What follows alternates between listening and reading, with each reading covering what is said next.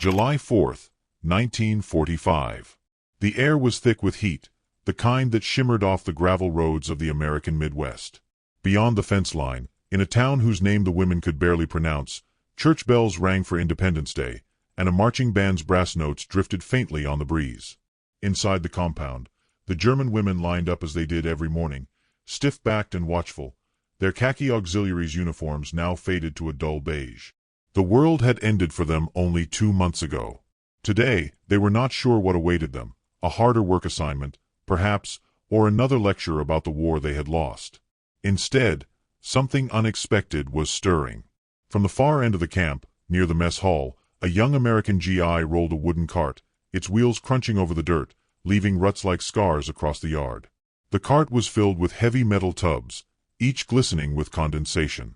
The women squinted against the glare of the morning sun, whispering among themselves. Then came a sound none of them recognized, the sharp hiss and pop of a bottle cap being pried loose.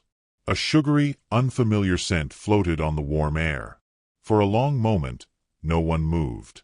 They had been warned, before capture, before surrender, that Americans were merciless. That captivity would mean starvation, humiliation, or worse. The youngest among them, barely 20, felt the memory of those warnings rise like bile. She had seen her village bombed to rubble. She had held the hand of a dying comrade during a frantic retreat. Now she found herself staring at a sweating bottle of Coca-Cola, held out by a soldier whose grin was so casual it seemed absurd. Some of the women turned away, muttering that this was a trick. Others stepped closer. One of them, Latte, a former switchboard operator with pale hair pinned in a severe knot, took the bottle in her hands. The glass was colder than anything she had touched in weeks. She hesitated, then took a careful sip. The fizz leapt up her nose, making her cough, and the Americans laughed, not cruelly but warmly. The second sip came easier. No one could quite believe what they were seeing. The camp was not large, a grid of barracks, a watchtower, a dusty parade ground, and yet it felt like an entire world to those inside. The women had arrived in trucks just weeks earlier, their wrists stiff from the long journey across the Atlantic. They had disembarked in silence, expecting barbed wire and barking dogs. They got both, but they also got 3 hot meals a day, clean blankets, and doctors who looked them over without contempt. Still, the fear lingered. In the evenings, some of them sat on the bunks whispering rumors, that they would be sent to the desert to dig trenches until they collapsed, that they would be displayed as trophies before curious Americans. Reality, it turned out, was stranger. Each morning began with roll call. Afterward, those with clerical skills were sent to assist with camp paperwork. Others were dispatched to nearby farms to help with the harvest. They were paid in chits they could use at the canteen, where soap and stationery were sold. It was a strange kind of captivity, neither free nor fully imprisoned. And now, on the 4th of July, the guard seemed almost giddy, stringing flags between the barracks and whistling tunes as they worked. The women could not understand it. This was the day Americans celebrated their independence, their victory over foreign oppressors, and yet here they were, treating their former enemies to ice cream and soda. Some of the guards explained in broken German that it was a tradition, that on the 4th everyone deserved to celebrate. The explanation only deepened the bewilderment.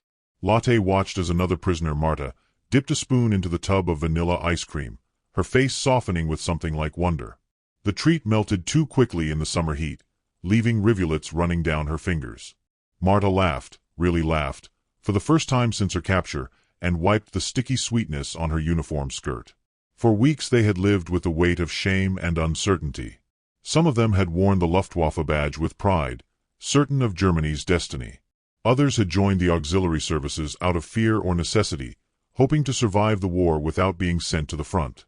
Now all of them were simply prisoners, stripped of insignia, stripped of rank, left with only their thoughts. And yet, in that moment, something shifted.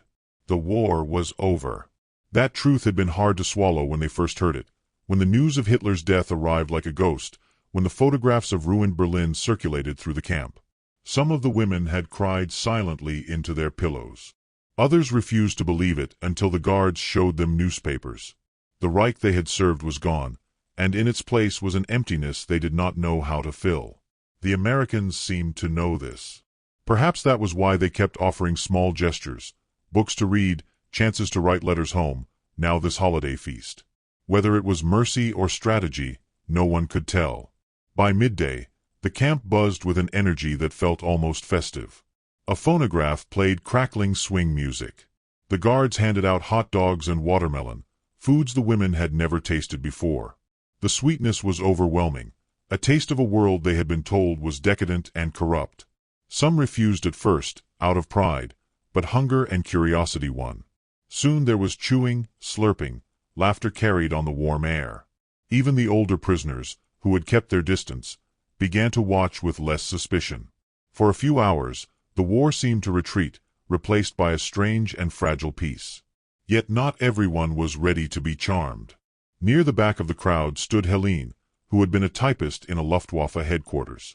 Her face remained hard, her arms crossed over her chest. She accepted neither ice cream nor Coke, her blue eyes fixed on the American flag that flapped over the compound gate. To her, this was not kindness, it was victory, rubbed in their faces with sugar and fizz.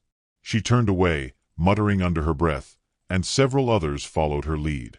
But even Helene could not entirely shut out the sound of laughter, the way it seemed to rise above the fences like smoke.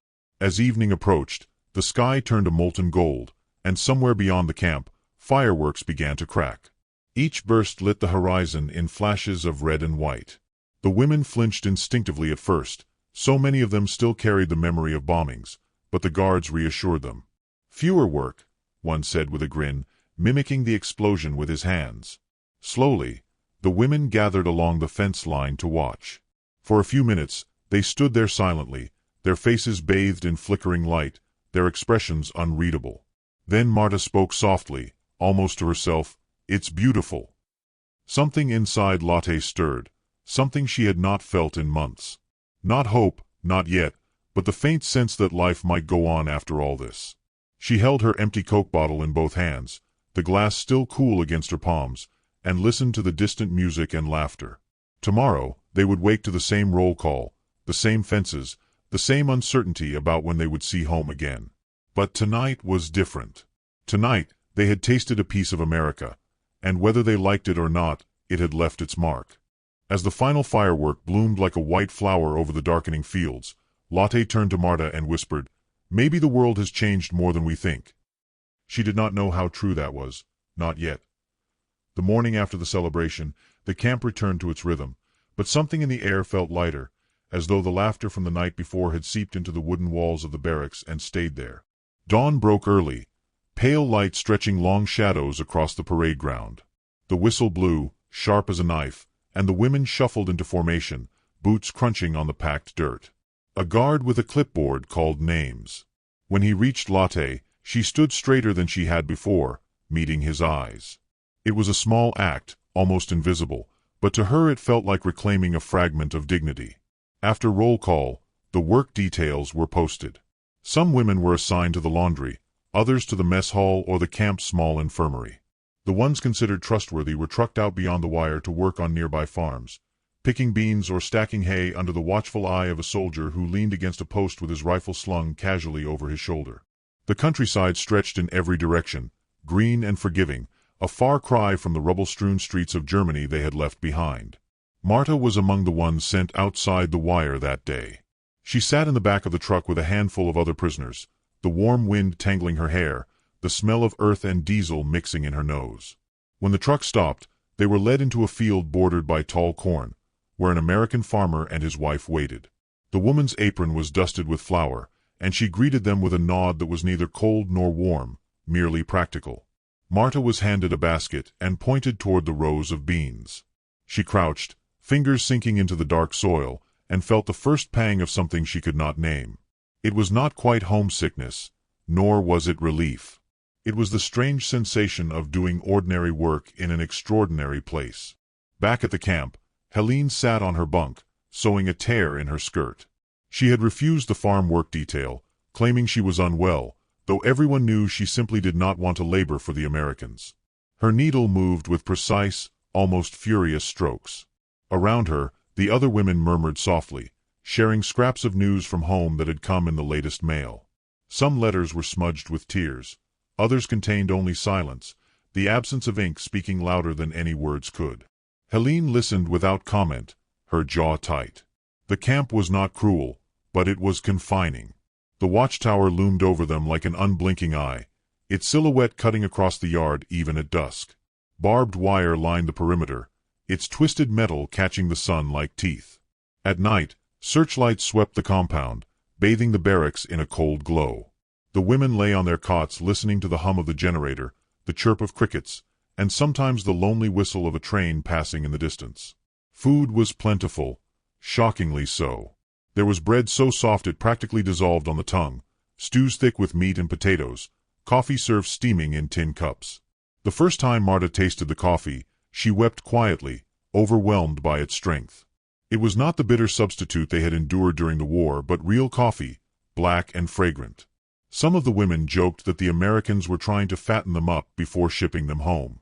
Others whispered that this was a trick, a way to make them forget what had been done to their country. And yet, despite the fences and the guards, a strange kind of normalcy began to take hold. On Sunday afternoons, the chaplain held services under a canvas awning, and some of the women sang along to the hymns, their voices hesitant but sincere. A library cart rolled through the yard once a week, and Lotte discovered books she had never been allowed to read, novels banned by the Reich, their spines cracked from years of eager hands. She read late into the night, the flashlight smuggled under her blanket casting a soft glow on her face. The Americans encouraged them to write home. They supplied paper and envelopes, even postage. Lotte's first letter was short, written in neat, careful script. I am alive. I am safe. The camp is strange but not cruel. She hesitated over the next line before adding, the food is better than at home. She almost laughed when she wrote it. Still, not all of them adjusted so easily. There were moments of tension, a shouted argument in the yard, a fistfight that broke out over a loaf of bread, a guard forced to fire a warning shot into the air when two women tried to slip through the fence at night. The escape attempt failed, and the prisoners were returned to their barracks, pale and shaking, but the story spread through the camp like wildfire. For days afterward, everyone spoke in hushed tones, the taste of fear back in their mouths. And yet, the next week, when the ice cream cart appeared again, the women lined up willingly. Something about those small gestures was disarming. Marta noticed the guards, too. How young they were, how quickly their stern expressions softened when one of the women stumbled or smiled. Some even tried to speak German, fumbling through greetings and jokes. There were moments when Marta forgot they were on opposite sides of the war, when they seemed like boys from her own village rather than conquerors. One of them, a lanky private with sandy hair, offered her a stick of chewing gum one afternoon, holding it out as if it were a peace treaty. She took it, chewed carefully, and marveled at the way the sweetness filled her mouth. For Helene, though, every act of kindness felt like an insult. She could not reconcile the image of her homeland in ruins with the generosity of the country that had helped destroy it. At night, she turned her face toward the wall, shutting out the sound of laughter, of phonograph music playing faintly from the guards' quarters. She kept a small photograph of her brother tucked in her pocket, a reminder of why she could not allow herself to soften. He had died during the last months of the war, somewhere near the Rhine. She had sworn never to forget. Days passed, then weeks. Summer deepened, the air growing heavy and sweet. The women's skin browned under the sun as they worked in the fields or walked laps around the yard. There was talk that some of them might be released soon, that they might even be allowed to volunteer for certain jobs in town. The rumor spread quickly, and for some it was a spark of hope. For others, it was a threat, a step closer to assimilation, to forgetting where they came from. One evening, as the sun dipped low, Lotte sat outside the barracks with Marta, sharing a cigarette one of the guards had traded them for extra laundry duty. The smoke curled upward in lazy spirals. Beyond the fence, fireflies flickered in the tall grass. "Do you ever think," Marta said quietly, "that maybe this isn't punishment at all? Maybe they want us to see something?" Lotte frowned. "See what?" "That their way is better," Marta said, her voice barely above a whisper. Lotte considered that, exhaling slowly. She did not know if Marta was right, but the thought unsettled her. If America was trying to win them over, it was working, at least on some of them.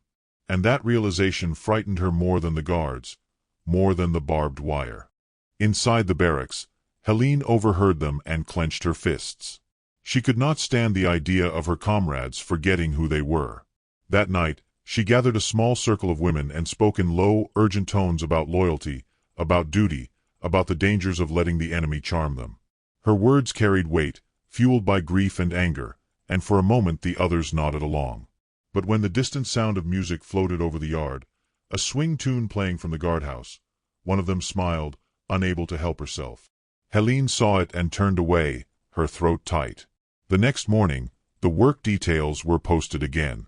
Lotte's name appeared on the list for the canteen, a rare assignment that put her in close contact with the guards and even some civilians. She felt a jolt of anticipation. The canteen was stocked with things she had never handled before: tins of fruit, bars of soap, pencils, postcards with pictures of American landmarks. She spent the day sorting goods, ringing up purchases, watching the flow of life from behind the counter. When a young soldier came in to buy a bottle of Coca-Cola, he placed an extra nickel on the counter and gestured for her to keep the change. She stared at the coin, confused. No one had ever tipped her before. That night, she lay awake, turning the coin over in her palm. It was warm from her skin, shining faintly in the moonlight that leaked through the barracks window. Outside, a train whistle sounded in the distance, long and mournful, as though calling her somewhere far away. Something was changing, and she could feel it. By the time the next holiday approached, the camp was buzzing with rumors again. The Americans were planning something bigger this time, something that would involve not just ice cream and soda but music, games, maybe even a feast. Some of the women were excited, others wary, and a few openly hostile. But no one could ignore the undercurrent of anticipation that ran through the camp like a live wire. Lotte pressed the coin into Marta's hand. "Keep it," she said. "A reminder. Whatever happens next, we were here." And as the day drew nearer, even Helene found herself lingering by the fence at night, staring toward the horizon as though waiting for something she could not name. The morning of July 4th arrived heavy with humidity, the sky a pale, cloudless blue that promised heat. By the time the bugles sounded, the air was already shimmering above the gravel yard. The women formed their usual line for roll call, but the atmosphere was different, charged, expectant.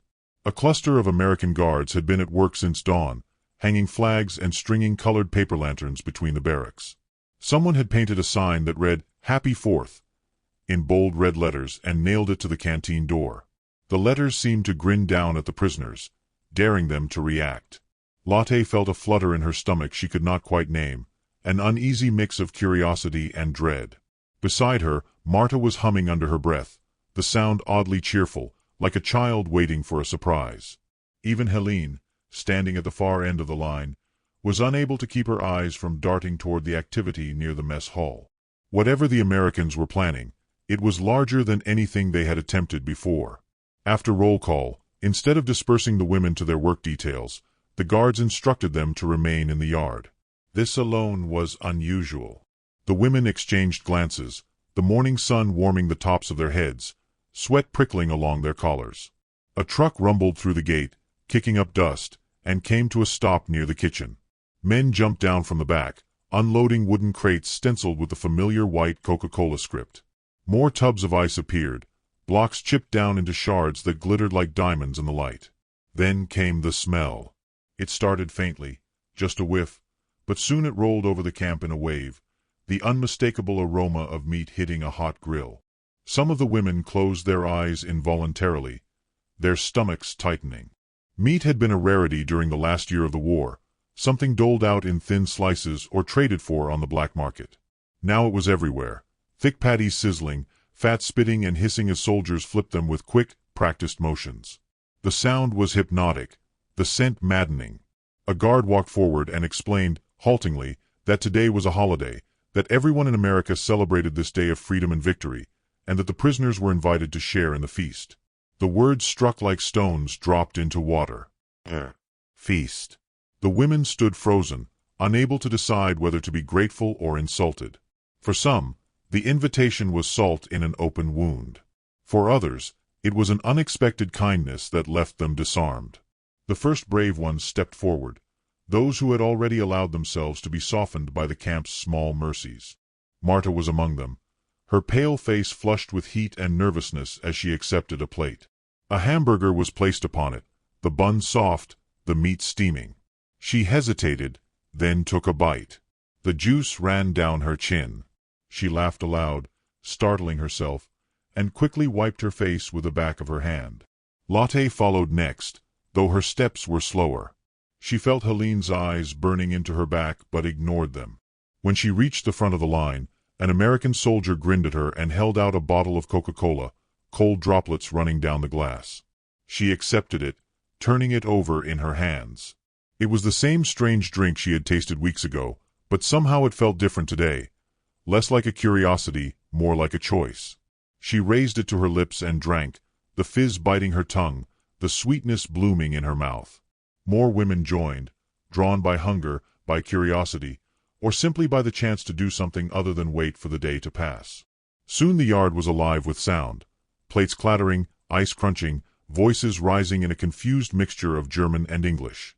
The guards had set up a gramophone near the flagpole, and swing music spilled into the air, bright and brassy, the horns cutting through the heat. It was impossible not to tap a foot, not to let the rhythm loosen something knotted inside. Even Helene, standing apart, could feel the pull of it. She had not eaten since the meager breakfast of oatmeal, and the smell of grilled meat was a torment. Her pride waged war with her hunger. When a guard walked by carrying a plate piled with food, she looked away, jaw clenched, but her stomach growled so loudly the woman beside her glanced over. Helene spat a curse under her breath. She would not bow to them. Near the center of the yard, Marta and Lotte found a patch of shade beneath the laundry lines and sat cross-legged with their plates. Marta was already halfway through her second hamburger, her eyes bright. "I almost feel guilty," she said between bites. "Almost." Lotte said nothing, chewing slowly, tasting the strange mixture of salt, fat, and smoke. She thought of the letter she had written home weeks earlier, the one where she had said the food was better here than in Germany.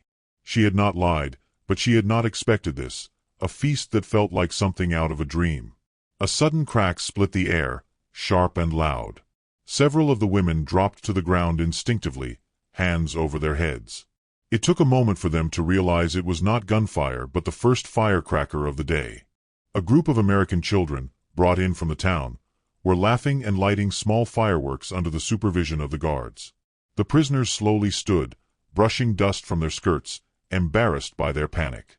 The children waved at them, and a few of the women waved back hesitantly.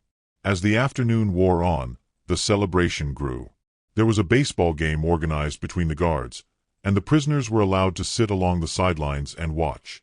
Some of the women had never seen the sport before. They gasped when the bat cracked against the ball and cheered without meaning to when a runner slid into base, raising a cloud of dust. Marta clapped until her palms stung. The gramophone played on, and at some point, someone coaxed a group of prisoners to sing. Their voices rose together in a German folk song, soft at first but gaining strength. The Americans listened in silence, some smiling, some looking away. When the song ended, the gramophone resumed, and an American guard surprised everyone by asking the women to dance. There was an awkward pause, a collective intake of breath, then one of the younger prisoners stepped forward, blushing furiously. The guard bowed clumsily and took her hand, leading her through a simple two-step. Laughter rippled through the crowd, nervous but genuine. Helene watched from the edge of the yard, her nails digging into her palms. This was what she had feared most. Not cruelty, not starvation, but this slow erosion of anger, this creeping sense of camaraderie. She could feel it gnawing at her resolve, threatening to undo everything she had told herself about who the enemy was. By the time the sun began to set, the women were exhausted but strangely exhilarated. The yard was littered with paper plates, soda caps, and watermelon rinds. The guards passed out sparklers, and soon the prisoners were waving them in the dusk, the trails of light leaving ghostly shapes in the air. For a few fleeting moments, there were no sides, no fences, just figures traced in fire, laughing under the same darkening sky. When the first firework went up, it startled them all. It shot into the air with a whistle, exploding in a shower of gold that illuminated every face turned upward. More followed, red, white, and blue chrysanthemums blooming against the night. The prisoners stood shoulder to shoulder, some weeping silently, others smiling as though they could not help themselves. Even Helene could not look away. The explosions painted the world in color, and for a heartbeat, the war felt impossibly far away. Lotte felt something break open inside her. She could not say whether it was joy or grief, only that it left her breathless. She looked around at the women beside her, at Marta's wide grin, at the guards watching with arms folded, and felt the weight of the moment settle over her like a blanket. This was not victory. This was not surrender. This was something else entirely. The final firework arced higher than the others, bursting into a cascade of silver that seemed to hang in the air. When it faded, darkness rushed back in, soft and enveloping. For a long time, no one spoke. Then Helene turned and walked away, her steps quick, her shoulders rigid. Lotte watched her go, her heart thudding. She knew something had shifted irrevocably, that this night would not be forgotten by anyone who had stood under that sky. Whether it had built a bridge or deepened a divide, she could not yet tell. But she could feel it. The camp would not be the same after this, and the days following the 4th of July, the camp settled back into its familiar rhythm, but the echo of that night lingered. The women spoke of the fireworks in low, almost reverent tones, replaying the images in their minds as though trying to memorize them. The sound of laughter felt less foreign now, less like a betrayal of all they had endured. Lotte moved through the camp with a new awareness, noticing how the guards' expressions softened when they passed the prisoners, how the atmosphere had shifted from rigid formality to something more like cautious coexistence. Yet for some, the memory of the celebration cut the other way. Helene had withdrawn further into herself, her silence heavier than ever. She spent hours sitting on her bunk, staring at the photograph of her brother until her eyes burned. To her, the fireworks had not been beautiful. They had been a show of dominance, a reminder that her country had been reduced to ashes while her captors celebrated. Her anger had calcified into something colder, something that did not easily yield to kindness. It was on a sweltering afternoon a week later that the simmering tension finally broke. Lotte was working in the canteen when a group of women came in for soap and writing paper. Helene was among them, her mouth set in a grim line. As Lotte counted out the items, Helene's voice cut across the room like a whip. "You look happy behind that counter," she said in German, her tone sharp. "Do you like being their servant?" The words struck harder than Lotte expected. She straightened, meeting Helene's gaze. "I am doing my duty, just as you are," she replied quietly. "Duty?" Helene's laugh was bitter. "You call this duty?" Smiling for them, taking their coins like some village shopgirl? "They are using you." Marta, standing beside Lotte, bristled. "No one is using anyone. We eat because of them. We are alive because of them." Helene's eyes flashed. "We are alive in a cage." She turned and left, slamming the canteen door behind her. The room fell silent, the air thick with unspoken words. That night, Lotte could not sleep. The barracks were stifling, the summer air trapped beneath the tin roof. She lay awake listening to the rasp of breathing around her, the distant murmur of the guards outside. Helene's words gnawed at her. Was she being softened, reshaped by this place? Was she forgetting what it meant to be German, to belong to something that had once seemed unshakable? When dawn came, she rose early and stepped outside, barefoot in the cool grass. The camp was still, the sky washed in pale light. For a moment she imagined the fences gone, the gates standing open, the road stretching toward a future she could not picture. The thought frightened her, but it also stirred something deep in her chest, something dangerously close to hope. The following week brought more changes. A Red Cross representative visited the camp, inspecting conditions and speaking with the prisoners. The women were allowed to send longer letters home, and rumors spread that repatriation might come sooner than expected. Some women wept with relief. Others, like Helene, seemed to grow even more rigid, as though bracing themselves against a tide they could not stop. One evening, as the sun dipped low and turned the sky a deep rose, the guards set up a projector near the flagpole. They announced that the prisoners could watch a film, an American newsreel, followed by a musical comedy. The women gathered on benches, their faces pale blurs in the twilight. The newsreel showed images of Berlin in ruins, the camera panning over streets filled with rubble, children picking through debris, soldiers marching through the Brandenburg Gate. Some of the women turned away, unable to watch. Helene sat very still, her face carved from stone. Then the comedy began, bright, frivolous, full of music and pratfalls. At first no one laughed, but gradually the tension eased. Marta snickered at a joke she barely understood, and soon the sound spread like wildfire. Even Lotte found herself smiling, the absurdity of the film tugging her toward something lighter. When the projector clicked off at last, the women sat in silence for a long moment, the night thick around them. On the walk back to the barracks, Helene fell into step beside Lotte. "You laughed," she said flatly. "Yes," Lotte answered. Helene's jaw tightened. "Do you ever think about home?" "Every day," Lotte said. "Then how can you laugh?" Lotte stopped, turning to face her. "Because I am still alive, Helene.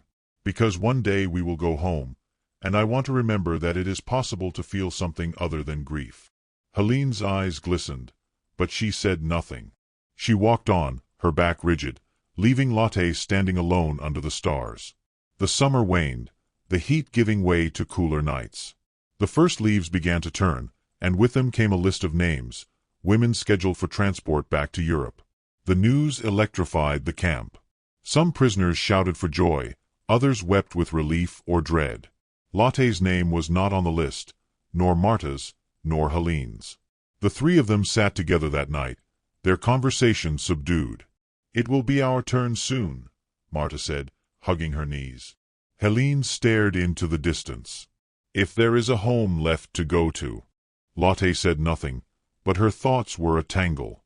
She imagined stepping off a ship into a Germany she no longer recognized, into streets where no one cared about the months she had spent behind American fences.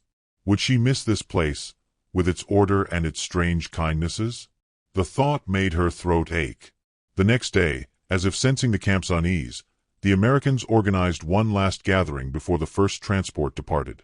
There was no holiday to mark the occasion, but they brought out the gramophone and the ice cream tubs, the lanterns and the sparklers. It was not as lavish as the 4th of July, but it carried a quiet solemnity, a sense that something was ending.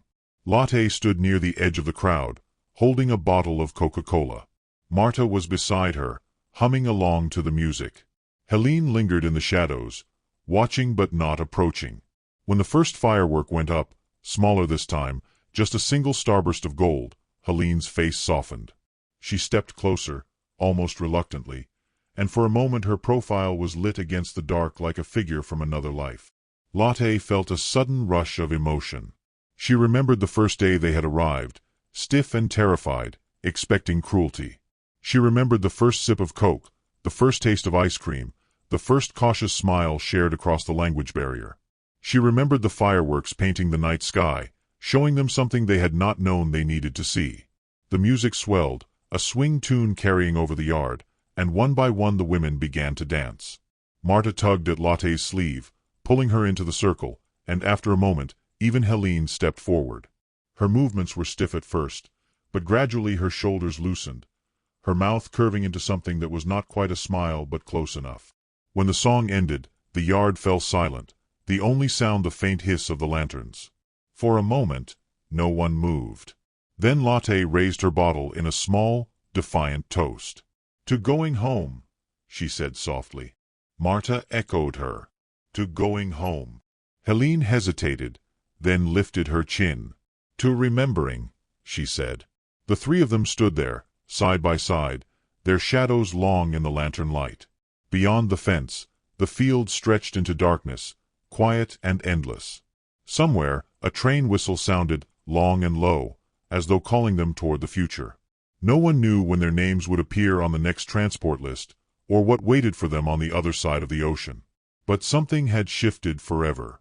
The barbed wire was still there, the war was still lost, but the fire that had burned between them and their captors had cooled into something strange and complicated, something that might, one day, resemble understanding.